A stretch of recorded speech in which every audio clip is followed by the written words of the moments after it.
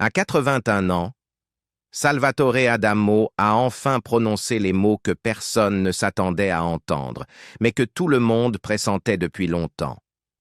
Pendant des décennies, il a charmé le public avec ses chansons d'amour et ses silences poétiques, mais derrière le rideau, il y avait toujours quelque chose de tu, une vérité soigneusement gardée, un chagrin intime, une rébellion silencieuse contre l'image que le monde s'était faite de lui. Pourquoi sa voix a-t-elle disparu sans avertissement? Que s'est-il réellement passé avec la reine de Belgique?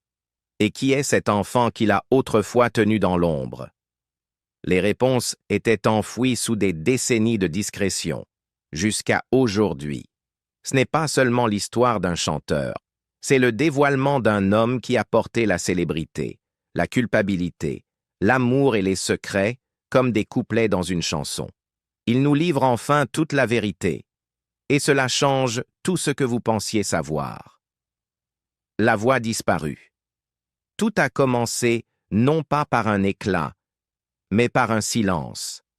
Salvatore Adamo, le poète à la voix douce des ballades romantiques, qui pendant des décennies avait fait vibrer les cœurs de Tokyo à Paris, s'est soudainement retrouvé incapable de chanter. À près de 80 ans, après avoir survécu à des crises cardiaques, des AVC et des tempêtes médiatiques, son instrument le plus précieux, sa voix, l'a trahi. Un œdème pulmonaire, causé par le stress et la fatigue, a étouffé les mélodies qu'il avait passé sa vie à peaufiner. Les médecins lui ont imposé un repos vocal total. Ses fans, dispersés à travers l'Europe et au-delà, attendaient des nouvelles qui ne venaient pas. Pour la première fois depuis des années, Adamo était véritablement absent. Il devait être en tournée. Octobre 2023 devait être triomphal. Un retour à Bruxelles, une performance émotive pour célébrer ses 80 ans, un clin d'œil symbolique à son histoire d'amour avec la musique et son pays. Au lieu de cela, il est resté immobile, les poumons lourds, l'esprit en ébullition. « J'avais l'impression de ne plus exister », a-t-il confié dans une rare interview, parlant avec l'humilité de quelqu'un qui avait partagé son âme à travers ses chansons et se retrouvait soudainement déconnecté de ce qu'il avait toujours ancré. Son public. Pendant 6 longs mois, Adamo s'est retiré du monde. Pas de micro, pas de répétition, juste des traitements, des promenades silencieuses et beaucoup de réflexion. « J'ai tout remis en question », a-t-il avoué. « Chaque album est un risque, chaque performance un équilibre fragile. Je me suis demandé si ce n'était pas déjà la dernière. » Mais puis est venu le mois de juin.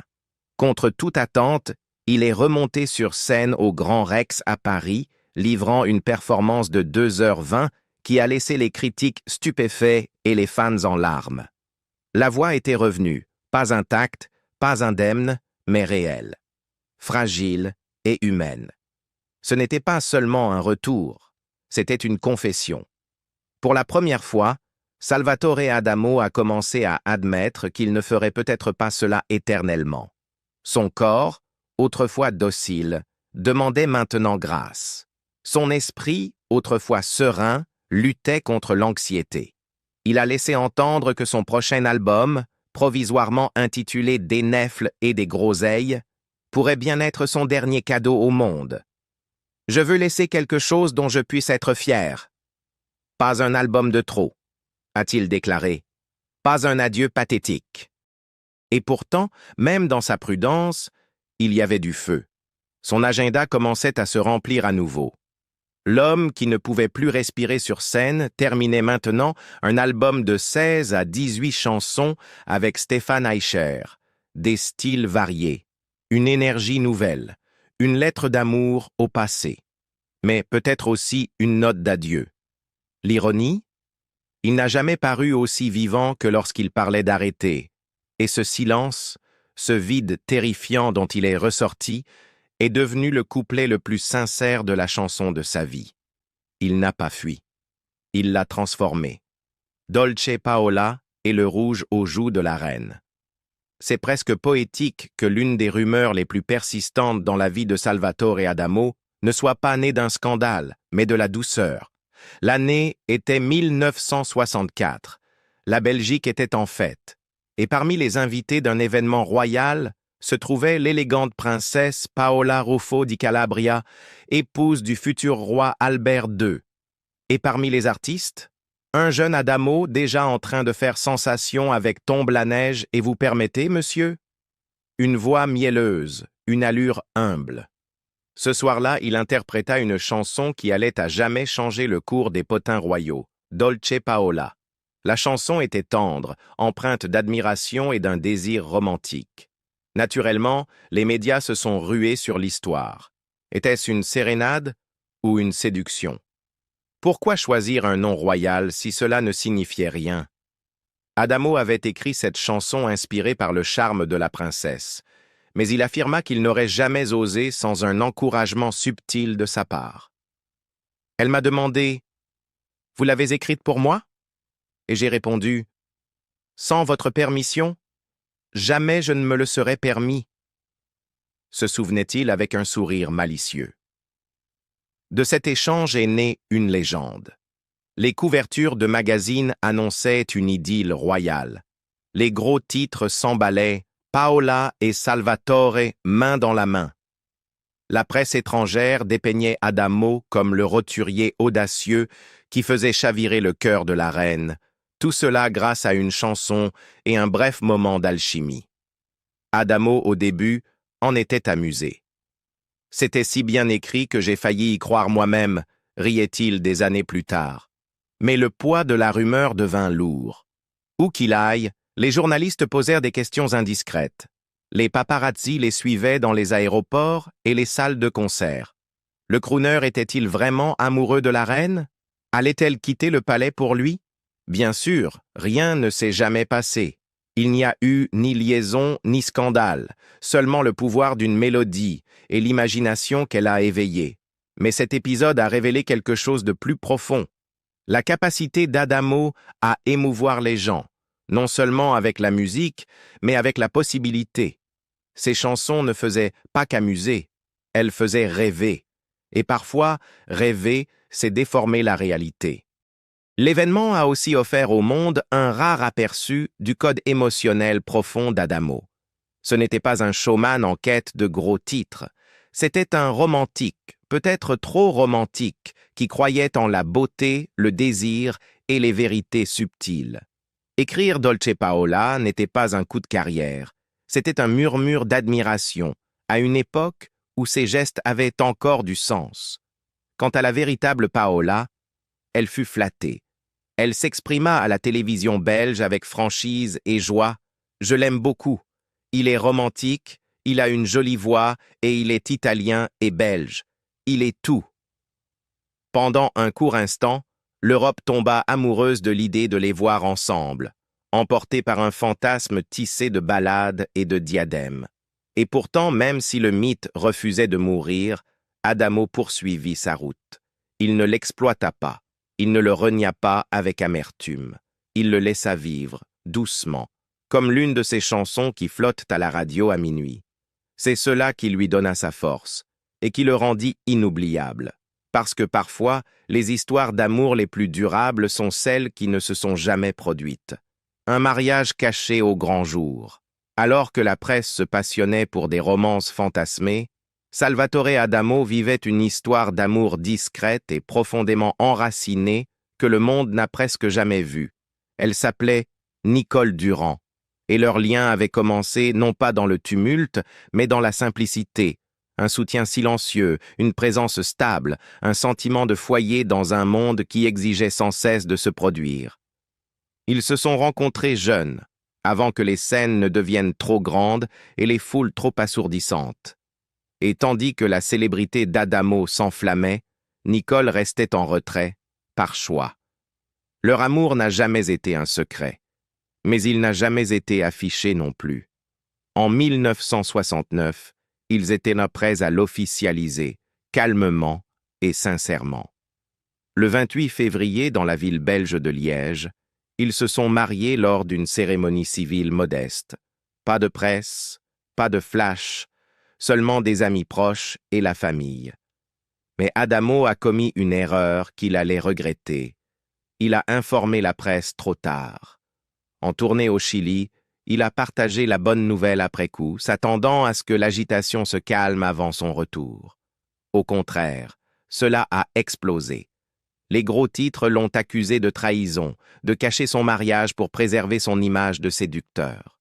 « Je pensais qu'à mon retour ce serait accepté », dira-t-il plus tard. « C'était mon erreur. Vous auriez dû voir ce qu'ils ont écrit sur moi. » Certains ont même affirmé que le mariage était faux, une opération de communication. D'autres ont parlé d'un camouflage de coucherie, comme l'a titré un tabloïd furieux. Blessé et frustré, Adamo a pris une décision consciente: se retirer. Lui et Nicole se sont éloignés des médias. Ils ne justifieraient plus leur relation, ne joueraient plus aucun rôle. Pour vivre heureux, vivons cachés, décidèrent-ils. Et ainsi firent-ils. Dans la paix de cet espace invisible, ils ont construit une famille. Leur premier fils, Anthony, est né en 1969. 11 ans plus tard, Benjamin a suivi. Nicole est devenue l'armure invisible d'Adamo. Elle savait qu'apparaître trop publiquement briserait l'illusion qui avait nourri sa célébrité précoce, celle du poète célibataire adoré par les femmes du monde entier. Au lieu de la combattre, elle a embrassé l'ombre, non par faiblesse, mais par une force profonde. Elle a protégé leur sanctuaire. Et pourtant, les années les ont mis à l'épreuve. La célébrité n'est jamais une invitée docile. Il y a eu des absences, des malentendus et l'érosion lente de la vie privée. Mais à travers tout cela, Nicole est restée solide. Lorsqu'Adamo s'exprimait plus tard dans des interviews, ce n'était jamais par de grandes déclarations. C'étaient des phrases rares, mais lourdes de sens. « Nous sommes ensemble depuis plus de 50 ans, disait-il. Et si cela a duré, c'est grâce à elle, pas à moi, à elle. Elle n'était pas seulement une épouse, elle était co-architecte d'une vie soigneusement protégée des déformations de la célébrité. Elle a élevé leurs enfants avec grâce, géré leur monde privé avec discrétion, et lorsque les projecteurs s'éteignaient sur scène, c'était elle qui l'attendait derrière le rideau, tenant son manteau, demandant si sa voix avait tenu. Ils ont récemment célébré leurs 54 ans de mariage, noces de Zibeline, une étape que peu atteignent, surtout dans le monde du spectacle. Et pour ses 80 ans, lorsqu'Adamo n'a pas pu chanter à cause de sa santé, ce n'est pas vers la scène qu'il s'est tourné, mais vers Nicole. Ils ont passé la journée ensemble, en toute simplicité, sans faste, sans presse, juste ensemble. Dans un monde obsédé par les gros titres, leur amour était une note de bas de page. Mais pour Adamo, c'était tout. Une fille venue de l'ombre. Même les relations les plus solides, même les vies les plus discrètes ne peuvent rester à l'abri de la complexité humaine. En 1970, à peine un an après son mariage avec Nicole, Salvatore Adamo se retrouve emporté par une vague qu'il n'avait pas vue venir. Lors du tournage du film L'île aux coquelicots, il fait la rencontre d'Annette Dahl, une actrice allemande remarquable.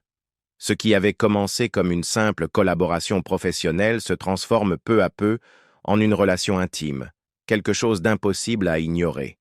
Cette liaison n'a pas fait les gros titres. Aucun scandale fracassant, aucune une tapageuse. C'était plus discret mais bien plus complexe, une relation de 9 ans menée en parallèle de sa vie familiale. Ce n'était pas par orgueil qu'Adamo a poursuivi cette double vie, mais peut-être par confusion, culpabilité, ou l'impossible équilibre entre amour et échappatoire. Et de cette relation cachée est née une enfant, Amélie, en 1979. Pendant des années, son existence reste en dehors des projecteurs, non par honte, mais par protection. Nicole, la femme à qui Adamo avait promis sa vie, découvre l'infidélité et l'enfant né de cette liaison. La douleur est réelle. Mais ce qui s'est passé ensuite a marqué à jamais la légende de Salvatore Adamo, bien plus que n'importe quelle chanson d'amour. Au début, elle n'était pas ravie. a-t-il confié avec une honnêteté poignante dans une interview de 2010. Mais avec le temps et avec philosophie, elle a accepté. Nicole aurait pu partir.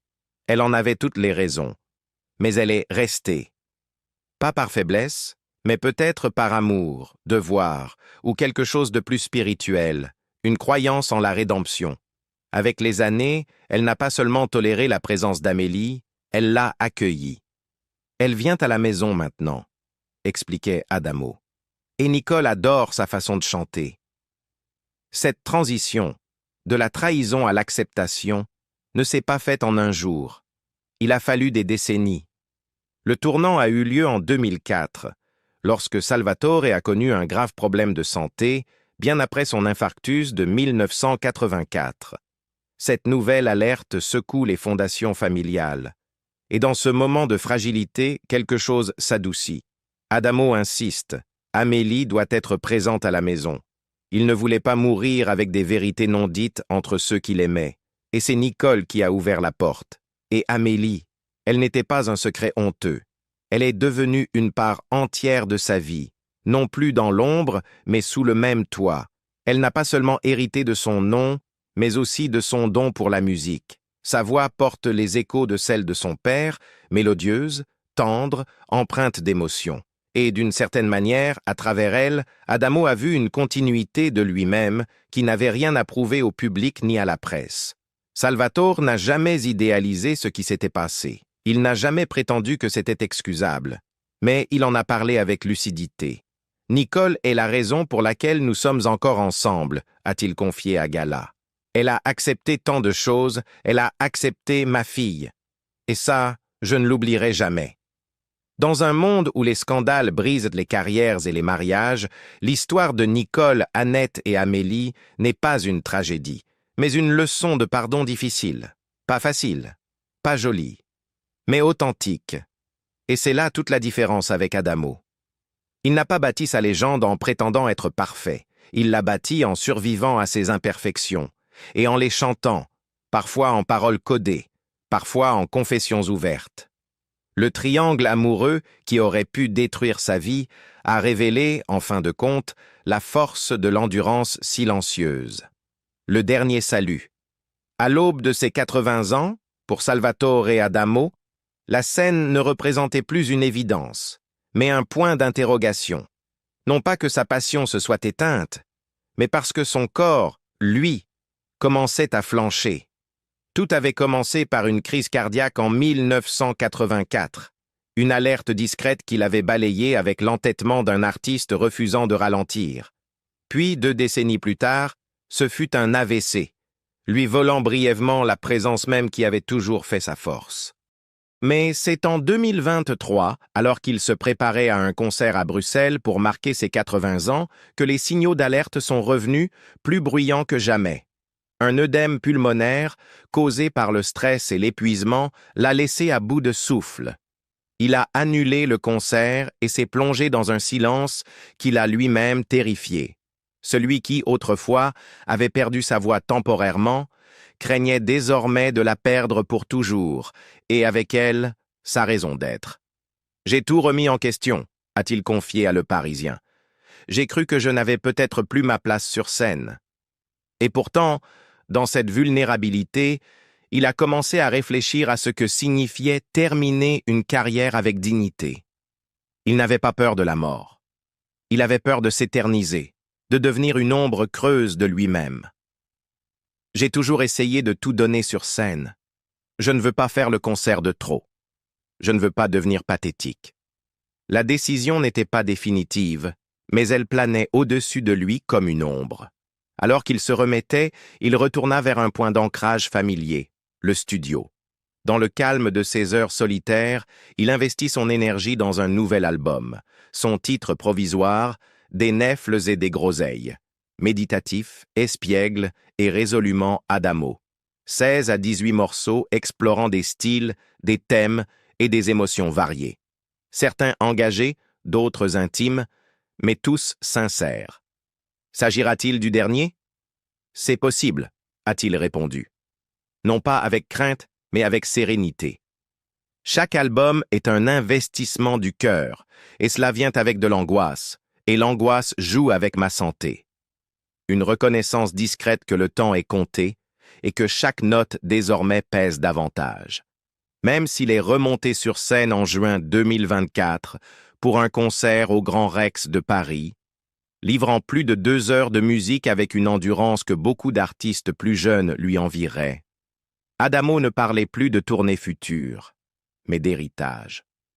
Non seulement de ce qu'il avait chanté, mais de la façon dont il avait vécu, de la douleur traversée, des erreurs commises, de l'amour conservé. Son adieu, en quelque sorte, ne sera peut-être pas une annonce en fanfare, mais un retrait paisible. Un dernier album, un dernier salut, puis un silence non imposé par la maladie, mais choisi dans la paix. Pour un artiste qui a passé sa vie à transformer l'émotion intime en beauté publique. C'est une fin juste, quitter la lumière, non quand on le doit, mais quand on sent qu'on a tout donné. Et il l'a fait. De Tombe la neige à Dolce Paola, des cœurs brisés aux cicatrices guéries, du scandale à la grâce. Salvatore Adamo nous a montré ce que cela signifie d'être humain avec un micro entre les mains. Les sommets tremblants, les chutes fracassantes, la rédemption silencieuse qui vient du fait de chanter sa vérité suffisamment longtemps pour que d'autres y voient de la leur. Il ne dira peut-être jamais adieu avec éclat. Il ne l'appellera peut-être jamais la fin. Mais écoutez bien, et vous l'entendrez. Un dernier accord doux qui s'éloigne, non pas en s'effaçant, mais en s'achevant. Alors que cette histoire touche à sa fin, ralentissons un peu. Imaginez Salvatore Adamo, non pas sous les projecteurs, mais assis devant un piano, dans une pièce silencieuse, la dernière note d'une chanson résonnant encore doucement dans le bois autour de lui. Pas d'applaudissements. Juste du calme. Celui qui dit « Tu as assez donné ». Son histoire ne parle pas seulement de gloire ou de chute. Elle parle de choisir l'amour quand c'est difficile, de pardonner quand c'est douloureux et de se retirer avec grâce lorsque l'âme dit que le moment est venu. Il y a une douceur dans son héritage, pas bruyante, pas clinquante, mais profondément humaine. Si sa musique vous a déjà fait ressentir